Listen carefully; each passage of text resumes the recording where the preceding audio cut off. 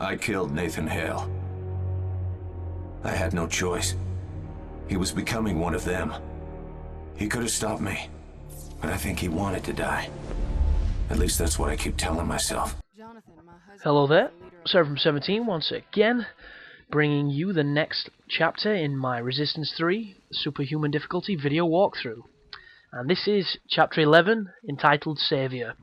And you'll notice there's just been a lovely transition there, and the reason for that is there is a lot of walking around and listening to a woman talk at the start. And this video is long enough without that, so I trimmed it out because this is the hardest level of the game. Or I should say, this is the hardest level of my recording of the game, because I died the most here. I actually found this to be extremely challenging for all the wrong reasons, and it is a pain in the arse. And there's a couple levels later on that I personally feel could be more difficult, but I struggled with them on difficulty, which is an awful thing to say. I know, I hate that fucking word as a difficulty. It just makes it the worst rhyming, stupid thing ever. But because I had such trouble on the hard difficulty when I got to those snowy levels, I had some really good systems of beating them when I came to it on Superhuman, and I actually did them with very little effort. But this I had no problem with when I played it on hard difficulty. And when I played it on Superhuman, I got my shit pushed in, because I don't know if there's more Grims, I don't know if they just do more damage or what is going off, but this is suicide, and the best way to do it is to run. Do not kill anything, put on the atomizer, shoot anything that's in your way, but just get as far through the level as you can. And right there, I took a wrong turn, I fell out of the building, and I nearly fucked myself, but luckily enough, it does work in my favour. And you'll notice I'm running some interesting routes. The reason for this is I'm trying to make sure that nothing can get behind me, nothing can trap me, and everything's trying to chase me. So just run, just run. If you get yourself stuck in a corner and there's too many of them, drop the gravity well of this gun, which is its secondary fire mode. That will save your ass, but for the majority, try and save it, because there is a lot of Grims, there is a lot of bullshit, and there is plenty of it coming up. So when I got on this roof, I decided to turn around and try and thin some of the numbers, but in all honesty, it's almost as if they don't stop coming, because I tried to kill them and there was just too many, and I just ended up getting gang raped. So this to me made the most sense. I know it's suicidal, I know it takes a lot of luck to get past it, but if you run and if you follow what I do, this is the best way I figured out how to do the level, because killing them all is unrealistic. You'll run out of ammo, you'll get your ass beaten while you try and do it, and it's just dangerous.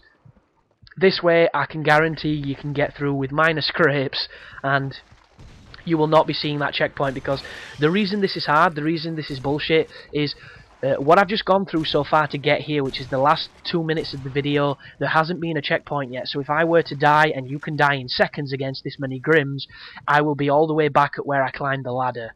And that's what makes this hard, because the checkpointing is nowhere near as carefree as it was before. This is about as strict as the game gets when it comes to checkpoints.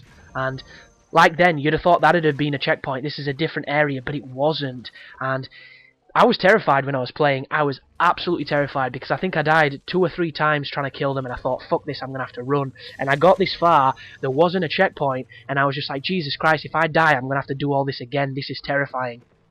And to make matters worse, you can go a handful of different routes to do this level. It's not all a set route. You can go through windows, you can go through different buildings, there's catwalks, there's all sorts of nonsense. And there is a checkpoint right there. I didn't realise when I was playing, so I was absolutely shitting my pants for the rest of this section. But luckily enough, if you can do what I just did and run past everything, as soon as you open that door, you will be treated with a checkpoint, and the rest of this is nowhere near as difficult as that very first bit. That first area is by far the most challenging area of the game, just for clusterfuck and, you know, complete just ridiculousness. But one cool thing about this many enemies and this many close range enemies is you can power up the atomizer, which is an electricity gun that only works at close range, and you can also work towards powering up your Mossberg, the lovely shotgun, which I've probably pronounced wrong, because I can't remember its name, but at the end of the day, it's a shotgun, it kicks ass, so use it. But when you get up onto these rafters are going to be crawling with these motherfuckers that I can't remember for the life of me their names. I know it's Crawler, Creeper, Lurker, Lurcher, something like that. But I've completely... Every time I do a commentary, I forget the names. Every time I stop the fucking recording, I remember them. It's bullshit. But you want to get through here as quickly as you can, because if you let them spawn, there will be tons of them, and they might only be small, but in swarms they can do a lot of damage. So I just completely skip them, I run past them, I use the atomizer just in case there's anything in my way, and all you have to do now is move this doorway, and I do believe you'll get another checkpoint. So, pull the doorway open. Oh, there was not a checkpoint there, I don't think. Maybe there was, we'll have to find out, but this is another area where you want to be running. If anything hits you when you're climbing a ladder, you will fall off the ladder, which is a pain in the ass, and believe you me, it happened to me because there were so many Grims chasing me once. But on the recording run it was a little bit smoother.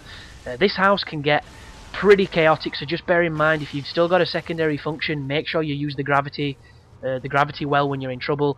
If you don't panic, use the atomizer to the best of your ability, put your shotgun on, put your explosive revolver on, just stay calm and just don't panic. If you panic, you're gonna die.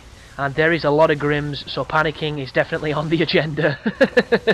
But look at this, man, they're everywhere, there's hundreds of them. The only benefit is the fact it's powering your guns up, and they're kinda dumb, so sometimes they would more than easily be able to punch you, and for whatever reason they don't. The leeches as well, they will make life even more difficult than it needs to be. But this is a little quiet spell now that I turned around and I mowed them down with the electricity. If you'd have gone this way and you'd have dropped off instead of going upstairs, you would have skipped that fight I was just in. But like I say, I get a little bit lost on this area because there are multiple paths through it. But as soon as you're here, you have effectively done the hard bit. Everything from now on is very easy, is nowhere near as challenging as what you've just done, but it's still a bit of a pain in the ass because it involves labyrinthine corridors and the crawler, lurker, leapers. I think they're called leapers. That could be a good one. The little bastards that sting you and spray shit. So once you've picked up all the ammo and you've replenished your life, if you open the door, you're probably going to hit a checkpoint. And see what I mean? That should have been a checkpoint. Every door should be a checkpoint, but for whatever reason, it could be. It could just be an invisible one, but you don't want to fuck about here because there's a lot of creepers, and I mess about for a little bit too long, and they end up swarming me, and I take damage. What you want to be doing is getting through this area as quickly as you can, and it isn't as straightforward as it looks. You have to go up to come down, and so on and so forth.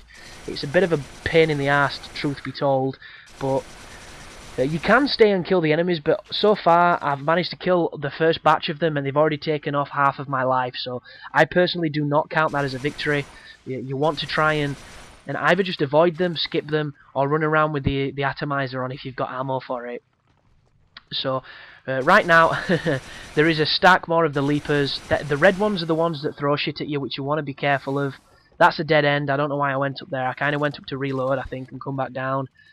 And from now on I do believe I rush through the rest of this level ignoring them, because you should only feasibly shoot anything that's in your path. If you're spinning around and shooting, all you're doing is wasting ammo and time that could be spent getting further in the level and avoiding these fights. So I'll pick up another bit of life there. If you drop down and you jump over these eggs, you'll get directly to the door. You can then open the door and get out. You are vulnerable when you're opening doors, as you've just seen, but as soon as you get past, it will shut and it will block off any enemies that are chasing you. But the cool thing about this level is you're going to get introduced to the cryo gun, and the cryo gun is basically a gun that freezes things, and its secondary function shatters whatever you've frozen, so it's super fun, and it's actually a lot more useful against the Grims and against groups than you would think. I think it's really useful against the Ravagers as well, but I never used it, so I'll have to test that out another time. But when you open this next doorway, after you've picked up the life and you've re-equipped your shotgun and what have you, you will meet the preacher that you've come to rescue, and you'll also get the new weapon and a well-earned checkpoint. So if you run up onto the stairs, that is the new weapon that I'm going to be coming across. You don't have to use it to kill the Grims, you could save it for a section coming up that is quite challenging, but I just used it anyway because it's really fun. So just douse them with the douche nozzle that is the cryo gun, and as soon as you see them go into like an iceberg, that means you can shatter them successfully. I threw a grenade to do it. You can melee them and shatter them like I just did then, or you can use the secondary fire that sends out a concussive wave that shatters any frozen enemies. So there he is, Father Jonathan. And with Father Jonathan's help, we're now going to go off into the mines, and we are going to kill the monster that's been sabotaging and attacking this town and causing nothing but terror. And it's called Satan, so nice and quaint. But before we can get there, we have to do a lovely escort mission. But Insomniac are pretty good when it comes to the why do I want to say Insomniac again? I've already said them once. Jesus Christ, Chris, work your fucking brain out. Insomniac are pretty good when it comes to the escort missions, because the people you're escorting, they are more than capable of fending off a couple of enemies, and they also take a bit of a beating, even on the hardest difficulty, so it's not utter bullshit, even though it is a little bit more challenging than it should be. But what's going to happen is you're going to try and use the elevator, and the elevator's not going to have power, so this guy is going to have to repair 2 power boxes. And every time he starts to repair them, a bunch of Grims are going to rush you and try and kill him and kill you. The good thing about this entire situation is the Grims will focus on Jonathan more than they'll focus on you, unless you are their direct target and nowhere near him. And what you want to do is you want to use this little problem in the AI where it can't prioritize who to go after to your advantage, because if you stay near Jonathan, they will attack him, and then you can get a nice free and easy kill. And unfortunately, I end up wasting one of my turrets with the marksman because I thought it started from down here, but it doesn't. So don't waste a turret like I did. I tried to pick it up. I was really sad to leave that turret because it's super useful for the time it's alive. But there's a bunch of strategies you can use here. The Mossberg works a charm, the revolver works a charm, using the turrets of the marksman and then backing the turrets up with your gun also works really well. Also the atomizer, if you have any ammo for it, we've already proven its worth, it's a fantastic gun. And the cryo gun as well, so basically use whatever you're comfortable with, use what you enjoy using, and just pay attention on your surroundings, pay attention on Father Jonathan. And this first defense isn't too bad at all. So you'll notice I've got a turret down, I lay a hedgehog grenade there, but it hits me because somebody was climbing up. It doesn't do too much damage though, so I'm okay. And I'm just going to sit here defending him on this back area with the shotgun. And it does take a little bit longer than it probably should, because they love to elongate it to get you nice and tense and stressed out, but it's not too challenging. So there's 2 here. I tried to get the double kill, it doesn't work. Luckily enough, at any kind of close range, you will kill the Grims in one shot and have a lovely shower of blood. And that is a Grim that I've paralysed. He's only got half a body, but he's still not too bad. And just stay on top of them. The only problem here is you use a lot of ammo on this first encounter, and there's one more coming up, so if you were going to rely on your shotgun for the entire fight, you're not going to have the ammo for it unless you go out to the other rooms and you search for them. And during my recording run, I didn't have time to do it. I was too busy focused on protecting him, and I didn't have enough trouble to warrant searching for more ammo. One thing I will say is I'm going to be using the cryo gun on the bottom floor, and the cryo gun is really funny because you can actually circle strafe, you can kite the Grims.